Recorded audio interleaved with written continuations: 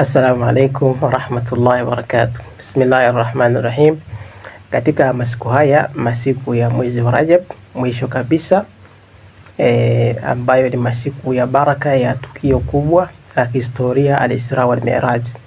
Na sisi leo tunataka tugusie maswali na ishkalati ambazo zinahusu tatizo la Isra wal Mi'raj.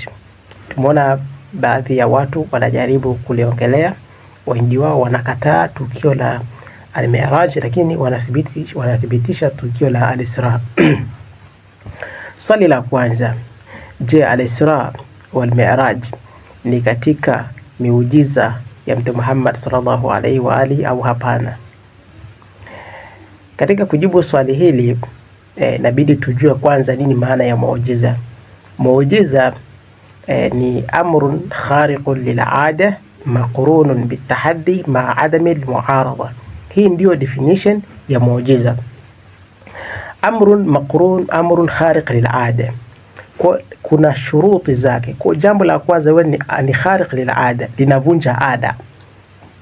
Sio jambo hata jambo la kiakili pia linavunja ada, lakini muujiza ni jambo ambalo liko halikhilifiani na mambo ya kiakili, isipokuwa linavunja ada tu. Kwa hiyo ni mustahil adatan, sio mustahil aqlan. Jambo la kwanza. Jambo la pili, maqrunun bitahaddi, lazima kuwa kuna tahaddi. Kwa mfano unavyoona Qur'ani imetahaddi watu, imesema kwamba fa'atu bi suratin min mithli au fa'atu bi 10 suwarin au in kuntum fi raibin mimma nazzalna ala abdina fa'atu, kwamba mje na mfano wa Qur'ani. Kwa hiyo hii ni tahaddi. Kwa hiyo njoo na kitu hiki. Kama una madai haya, basi unaambiwa fanya hivi ili uweze kuthibitisha madai fulani, kwamba we ni mkweli au mimi ni mkweli. Sasa hii inaitwa tahaddi.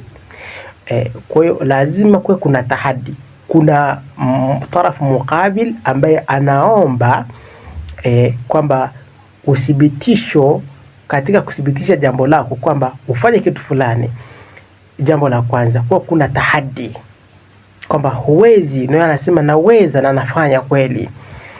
Jambo la ile ni sharti la pili. Sharti la tatu, maadamil muarada. Katika ile tahaddi, atakapofanya kile kitu lazima kuwe hakuna muarada. Ile tarafu mukabili, yule mtu ambaye ameambiwa fanya kama hiki, atakapofanya usiwe yule akaja kufanya pia yeye kitu kama kile au cha zaidi yake, anakuwa hawezi kabisa, Hii ndio tunaita nini?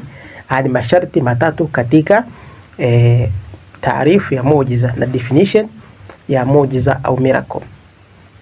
Je, haya mambo yametimia katika tukio la al-Isra wal Mi'raj, kwamba ni amru khariq lil ada? Haina shida, ni khariq lil ada. Je, kwamba ni maqrun bi tahaddi? Je, kwa kuna tahaddi? Kulikuwa kuna tahaddi? Kama muarada, hiyo hamna muarada. Je, kulikuwa kuna tahaddi? Hasa ukithibitisha kama kwa kuna tahaddi, basi inakuwa ni muujiza.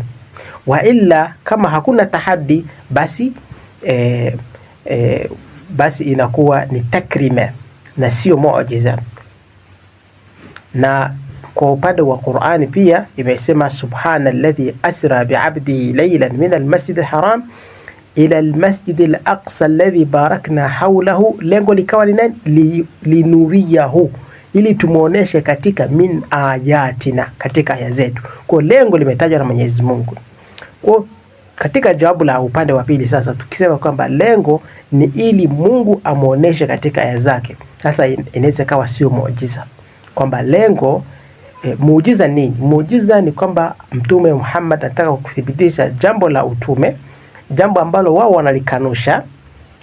Sasa anakuja kulithibitisha labda kwa muujiza, kama alivyothibitisha kupitia muujiza wa Qur'ani, kuthibitisha utume kwa muujiza wa Qur'ani, albalagha, alijazul bayani katika Qur'ani. Kwa hiyo ikawa ni uthibitisho wake. Je, muujiza uko hivyo pia? Al-Isra wal Mi'raj iko hivyo? Tukisema ndivyo hivyo, basi inakuwa ni muujiza. Tukisema la, Isra wal Miraj haikuja kwa sababu ya lengo hilo, bali lengo imetajwa na Mwenyezi Mungu, liyuriyahu min ayatina, basi inakuwa ni jambo ambalo Isra wal Miraj ni baina Nabii Muhammad sallallahu alaihi wa alihi, baina Mtume Muhammad na Mwenyezi Mungu, wala halifiki kwa watu kwamba labda kuna lengo ambalo linakwenda moja kwa moja kwa watu. Inakuwa hapana, kwamba imefanya Isra na Miraj kwa ajili ya kuwathibitishia watu kwamba Mtume Muhammad ni nabii. Kwa inakuwa si muujiza, inakuwa ni takrima. Ishkali ya pili ni kwamba subhana alladhi asra bi'abdihi. Neno asra, tunaposema asra, manake alladhi asra, alfa'il inakuwa ni Mwenyezi Mungu, fa'ilul isra inakuwa ni Allah subhanahu wa ta'ala, ndiye amempeleka usiku kutoka Maka kwenda wapi? Mpaka Masjidul Aqsa. Inapokuwa hivi, je, Mwenyezi Mungu sasa ni kharijun anil qawanin, qawanin zaman, kanunu zaman wal makan? Mwenyezi Mungu yuko nje na kanuni za zama na wakati. Hivyo inakuwa la yatahakamu fihi zaman wala yatahakamu fihi makan. Mungu anakuwa haendeshwi na zama wala haendeshwi na nini, na eneo. Hivyo kwa jambo hili linakuwa sio biqanuni nabi, linakuwa biqanuni Allah subhanahu wa ta'ala, kwa sababu huwa alladhi naqalahu, yeye ndiye aliyemnukuu kutoka kule, kumhamisha kutoka huku mpaka huko kwingine. Kwa hiyo ni biqanuni naqil, sio biqanuni almanqul ambayo ni Mtume Muhammad. Hapana, ni kanunullah ambaye yeye ni kharijun anil makan wa zaman. Kunaja kuona jambo liko mkubwa wa kiasi gani. Hili ni katika upande wa kwanza. Twende katika lafdhi subhana alladhi asra bi'abdihi. Je, Mtume Muhammad alisafiri kwa roho peke yake au ni kwa roho na mwili? Kwa lafdhi ya aya yenyewe bi'abdihi, al-abd ni man huwa murakkabun min al-jism war-ruh, ni yule ambaye ameundwa mwili na nini, na roho. Kwa hiyo alladhi usriya huwa al-majmu', yule ambaye amefanywa Isra ni huyu abid ambaye ni roho na mwili, kwa mafhumu ya Qur'ani ambayo ni mutlaq. Bi'abdihi wa illa Mtume Muhammad, Mwenyezi Mungu ingebidi aseme hivi asra biruhi abdihi, kwa asra bi'abdihi, kwa sababu amesema hivyo, basi ni ruhan wa badanan, ni mwili na roho, kiwiliwili na roho yake, ndivyo alivyofanywa Isra. Ama min almasjid alharam ila almasjid alaqsa alladhi barakna hawlahu. Hasa kuna hii hapa min almasjid alharam. Je, alitokea wapi? Kwa nini nimesema min almasjid na wakati alitokea katika baiti ya Umhani, katika kutoka kwa nyumba ya Umhani? Hii tunasema ni majazi, istimal majazi, kwa sababu alistimal aamu min alhaqiqati wal majazi, inaweza kutumika. Na hapa imetajwa alkul wa iradati aljuz, ni kwamba alitoka katika baiti Umhani ambao ni Makkah. Yote inaweza kuitwa Masjidul Aqsa, yote inaweza kuitwa Masjidul Haram kwenda katika Masjidul Al-Aqsa. Kwa hiyo unaweza kaona ni kama unavyosema hivi, natoka Dar es Salaam kwenda labda Mwanza, Dar es Salaam kwenda Mwanza, lakini haimaanishi kwamba unatoka Dar es Salaam yote na unakwenda Mwanza yote. Hapana, unatoka Dar es Salaam labda katika nyumba fulani kwenda Mwanza katika nyumba fulani, sio Dar es Salaam yote wala sio katika Mwanza yote. Ni sehemu tu ya Dar es Salaam na ni sehemu tu ya Mwanza. Kwa hiyo kasema hivyo alladhi barakna hawlahu linuriyahu. Linuriyahu hapa ni iraa na sio ni Mwenyezi Mungu anamuonesha. Linuriyahu hapa kuna Mwenyezi Mungu katika masala ya kilugha. Kwanza kuna tunaita iltifat. Kusoma Mwenyezi Mungu anasema hivi, subhana alladhi asra bi'abdihi laylan min almasjid alharam ila almasjid alaqsa. Amesema ametukuka ambaye amempeleka mja wake usiku kutoka huku mpaka huku. Alladhi barakna, hapa kabadilisha akasema ambayo tumeibariki. Wakati huku alikuwa anaongelea nini? Alikuwa ni kana kwamba anayezungumza hayupo. Alladhi asra bi'abdi, ambaye alimpeleka usiku, alimsafirisha usiku, min almasjid alharami. Kwa asra fa alfa'il dhamir ni huwa, ama barakna aldhamir ni mutakallim. Kwa unaona linuriyahu akasema tumuoneshe. Kwa unaona bado ni imebadilika kwenda kwa nini? Imetoka kwenye ghaiba kwenda kwenye atakallum. Ni iltifat min alghaiba ila atakallum, kutoka kuzungumzia mtu anayezungumza alikuwa ni mtu wa tatu, kwamba aliyefanya ni mtu wa tatu, lakini kaja kwamba aliyefanya ni mtu nafsi ya ngapi? Nafsi ya kwanza ambayo ya wingi. Iltifati wajhu yake ni kwamba ni at-ta'dhim, ni kumtukuza Mwenyezi Mungu Subhanahu wa Ta'ala kwa katika jambo hili. Kwa unaona kwamba asra ambayo faili wake ni huwa, ama barakna faili wake ni nahnu, linuriyahu pia ni vile vile nahnu. Kwa unaweza kaona wajhi wake ni at-ta'dhim. Sasa tuna al-ira'a, linuriyahu, ili tumuoneshe. Je, Mtume Muhammad alikuwa haoni? Kwa sababu al-ira'a maana yake nini? Al-ira'a an taj'ala man la yara yara, umfanye yule ambaye haoni aweze kuona. Nenyewe iko katika sura mbili, imma tahwilu arra'i biqanuni almar'i, tahwilu arra'i, tahwilu almar'i biqanuni arra'i, ubadilishe yule kile kitu ambacho kinaonekana kwenda kwenye kanuni ya anayeona. Kwa kinachobadilika ni kile ambacho kinafanyaje, kinaonwa kwenda kubaili kiweze kuonekana, inabidi ukibadilisha chenyewe ili huyu anayeona aweze kukiona. Ndio tunasema tahwilul almar'i ila kanuni ra'i, kwenda kwa anayeona. Kwa kinachobadilika sasa ni kile ambacho kinaonwa. Hii ni sura ya kwanza. Sura ya pili ambayo ya iraa ni iqdari rai, ni uweze kubadilika wadhu ya anayeona ila kanuni almar'i. Kwa kila kinachoonekana hakibadiliki, bali kuna mabadiliko yanatokea katika mtu anayeona, sio kinachoonekana. Nadhani utakuwa umenielewa. Na ndio maana utaona hata baadhi ya manabii au maimamu wa Ahlul Bayt alayhimus salam, anapotaka kuonesha kitu wewe ambaye huoni, anaweza kukupangusa usoni na ukaona, kwa maana kwamba taghayyara fi wad'ika, kuna kitu kimebadilika kwako, na kwamba umetoka ulimwengu na ulimwengu mwingine. Kwa swara taghayyurun fi wad'ika, ndio unaweza kuona kitu.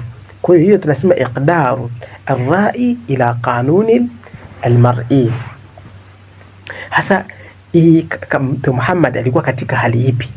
Katika hali ya alipoenda katika kule katika hii Isra wal Miraj, ili linuriyahu min ayati, tuweze kumuonesha yameoneshwa kwa njia ipi. Kwa sababu ni kama unavyoona mfano katika mwisho wa surati Yasin, awalaysa alladhi khalaqa as-samawati wal arda biqadirin ala an yakhluqa mithlahum. Katika ulimwengu wa akhera, je, sisi tutakapofuliwa miili yetu itakuwa ni miili yetu ile ile ya duniani au ni mfano wa miili yetu ya duniani?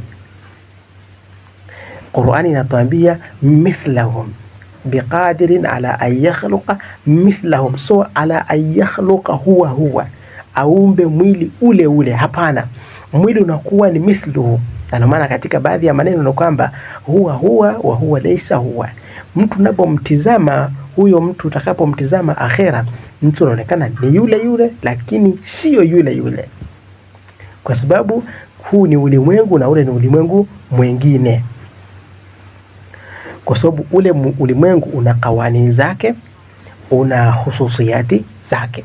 Hivyo Mtume Muhammad pia alipopanda katika al-mala'il a'la, katika ule ulimwengu mwingine, lazima kutabadilika vitu ili aweze kuona kuwa ni munasib wa ule ulimwengu. Kama ambavyo utakapofufuliwa kwenda katika ulimwengu mwingine, kwa lazima itokee mabadiliko katika fi wadhina hata uweze kuona. Kwa linuriyahu min ayatina inaingia katika hali ya pili ambayo ni iqdaru ra'i ila kanuni almar'i. Kwa mar'i haibadiliki, isipokuwa kunatokea mabadiliko tu katika al-ra'i kwa sababu ya kuendana na ulimwengu ule. Linuriyahu min ayatina innahu huwa as-sami'u al-basir. Hasa min ayatina, katika aya zetu. Katika aya nyingine laqad ra'a min ayati rabbihi al-kubra, hiyo katika al-Mi'raj. Sasa tunaenda kuangalia ishkali hiyo ni nyingine, ishkali nyingine kwamba laqad ra'a min ayati rabbihi al-kubra. Je, al-kubra ni mansubu au ni majrur? Inabidi iwe ni majrur au iwe mansub, kwa sababu al-haraka la tadhhar, haraka hapa haitodhihirika, inakuwa ni muqaddaratu. Kwa hiyo laqad ra'a min ayati rabbihi al-kubra, ambayo inafata inakuwa ni wasfu ya wa ayati, kwa al-ayatul kubra au al-kubra min al-ayati. Tukisema laqad ra'a al-kubra min al-ayati, kwa al-kubra inakuwa ni mansubu, kwa ameona aya moja ambayo ni kubwa zaidi katika aya za Mwenyezi Mungu. Laqad ra'a al-kubra min al-ayati, kwa katika aya nyingi alizoziona aliona aya moja ambayo ni kubwa zaidi katika aya alizoziona, au aliona aya zote ni kubwa. Laqad ra'a al-ayati al-kubra, zote ni wujuh mbili tofauti. Jambo lingine ni ishkali ambayo inasema hivi laqad ra'a katika Mi'raj. Hii ni kwa watu ambao wanapinga Mi'raj lakini wanathibitisha Isra, wanasema ni katika khurafati, na mashiko yao sisi hayatuhusu, isipokuwa mashiko yao wanasema hivi kuna tofauti ya ar-ru'ya na ar-ru'yatu. Mfano katika surati, katika kisa kwamba falamma ra'a qamisahu qudda min duburin, falamma ra'a, kwa kuna ra'a ya alif maqsura na kuna ra'a ya alif mamduda.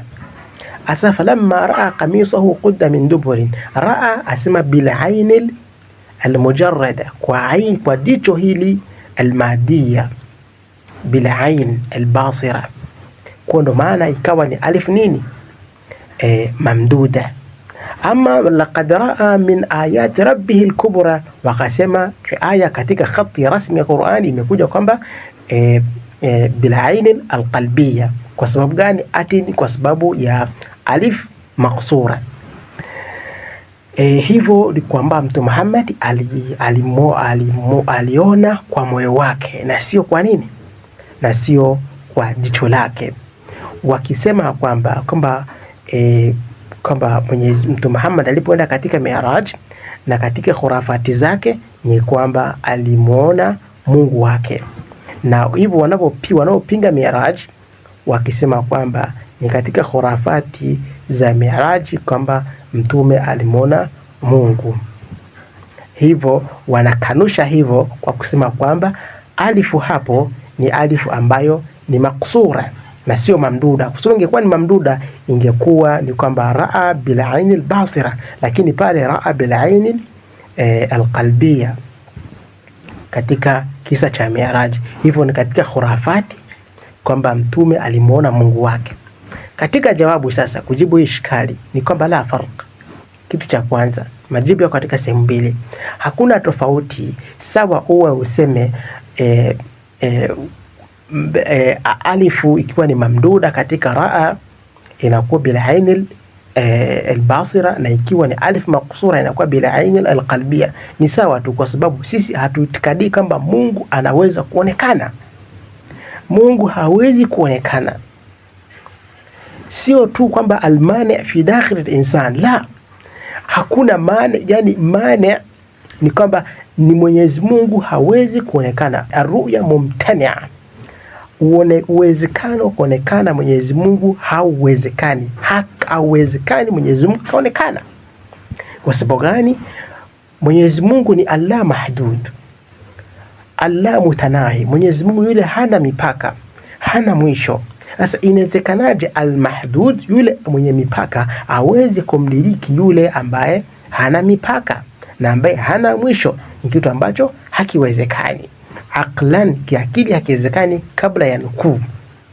Kwa sawa tuseme hivi au tuseme hivi, ni kitu ambacho hakiwezekani. Na sisi hatusemi kwamba Mtume Muhammad alimuona Mwenyezi Mungu katika al-Isra au wal-Mi'raj, katika Mi'raj. Hapana. Kwa ni kitu ambacho hakipo. Kwa raa ni raa min ayati rabbih al-kubra, ni vitu vingine. Sio kwamba Mtume Muhammad alimuona Mungu wake. Kwa sababu kumuona Mungu ni kitu ambacho ni mustahila, haiwezekani.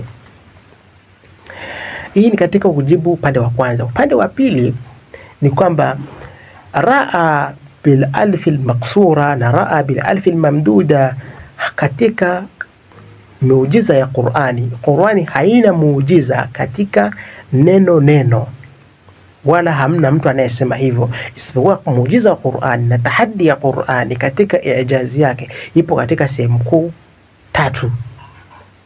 Ni sehemu tatu. Qur'ani nzima, kwamba Mwenyezi Mungu aliwataka waje na Qur'ani nzima tahaddi, au waje na bi'ashri suwarin, sura 10, au wakishindwa basi waje aqallu tahaddi ilikuwa bisuratin min mithli, sura moja.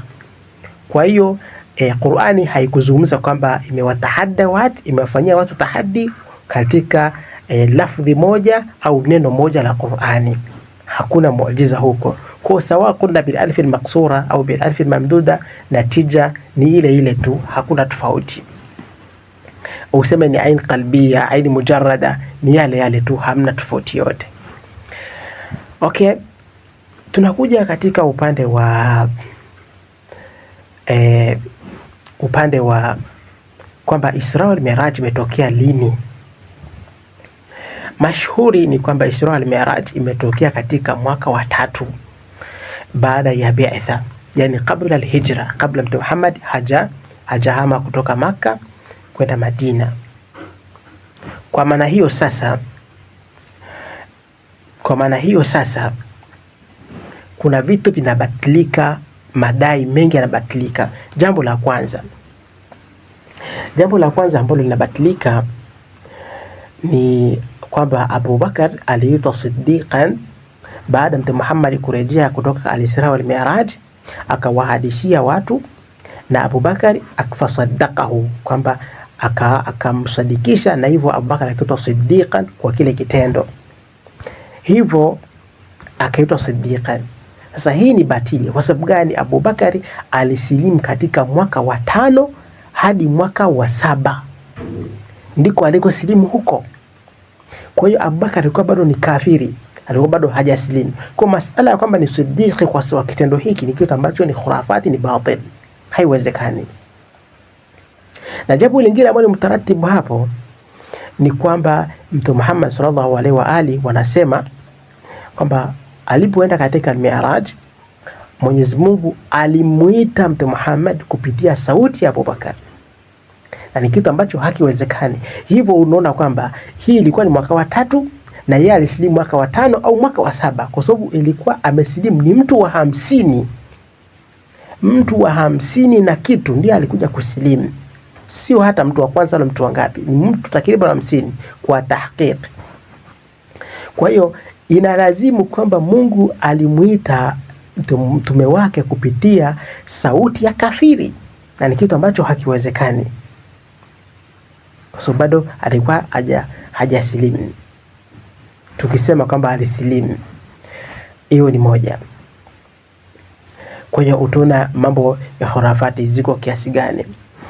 Mutaratibu nyingine iliyopo ni kwamba Aisha anasema kwamba hakuwahi kumkosa Mtume Muhammad sallallahu alaihi wa alihi katika kitanda chake, katika nyumba yake. Hivyo Mtume Muhammad halipofanywa Isra na Mi'raj, maanake alikwenda ni kwa roho yake tu na sio kwa mwili wake. Kwa madai hayo yanakuwa batili, kwa sababu Aisha alichingiwa na nyumba na Mtume Muhammad sallallahu alaihi wa alihi baada ya hijra na ambapo al-Isra wal Mi'raj tumesema imetokea mwaka wa tatu ambao ni kabla al-hijra. Kwa madai ya kwamba Aisha alikuja hakuwahi kumkosa Mtume Muhammad ni madai ambao ni batili kabisa. Hivyo utaona kuhusu jambo la Mwenyezi Mungu anamwongelesha mtume wake kupitia sauti ya nani? Ni sauti ya Imam Ali alayhi salam, kwa sababu yeye alikuwa, hatusemi hata amesilimu. Kwa sababu gani? Yeye alikuwa bado hata hakubaleghe, bado hajafikia hata marhala bulugh. Ndiye mtu wa kwanza kumsadikisha na mtu wa kwanza kusilimu katika bado wasema kamina sibyan, katika watoto. Kwa bado alikuwa ni mtu ambaye hakuingia katika ukafiri na ni mtu safi kabisa. Ndio maana nasema hivi, Mwenyezi Mungu alimuita mtume wake kwa sauti ya Ali ibn Abi Talib salamullahi alayhi, kwa sababu sio kafiri, ni muslimun ala alfitra na ni imamul muttaqin. Na ndio maana ipo katika riwaya kwamba Mwenyezi Mungu Mtume Muhammad sallallahu alaihi wa alihi katika Mi'raj aliona ala al-arsh maktuban la ilaha illa Allah Muhammadur Rasulullah ayatuhu bi Ali, kama haya maneno yalikuwa yameandikwa kwenye al-arsh, juu ya arsh au ala saqi al-arsh. Kuona hizi khurafati zote zinakuwa zinaondoka na unapata usahihi uko wapi. Na jambo lingine utaona kwamba Sayyida Fatima salamullahi alaiha katika ule mwaka wa 3 ndipo Mtume Muhammad alikula tunda huko Mi'raj, akaja akakutana na mke wake Khadija, akaja kumzaa Sayyida Fatima katika mwaka wa 5. Kwa hiyo utaona mwaka wa 3 mpaka mwaka wa 5 ilikuwa ni kipindi ambacho kwa sababu Sayyida Fatima amezaliwa mwaka wa 5. Kwa unaona hii kipindi ni muda ambao wa kubeba mimba, inakuwa ni muda ambao unatosha kabisa na mtoto kuzaliwa kipindi hiki. Kwa ndio unaona kwamba Sayyida Fatima amepatikana kwa njia ipi? Kwa nutfa ambayo imetokana na tunda liloliwa huko katika al-Mi'raj. Haya ni katika matukio ambayo ishkalati ambazo tunazipata na majawabu yake katika tukio la al-Isra wal Mi'raj. Wassalamu alaikum wa rahmatullahi wa barakatuh.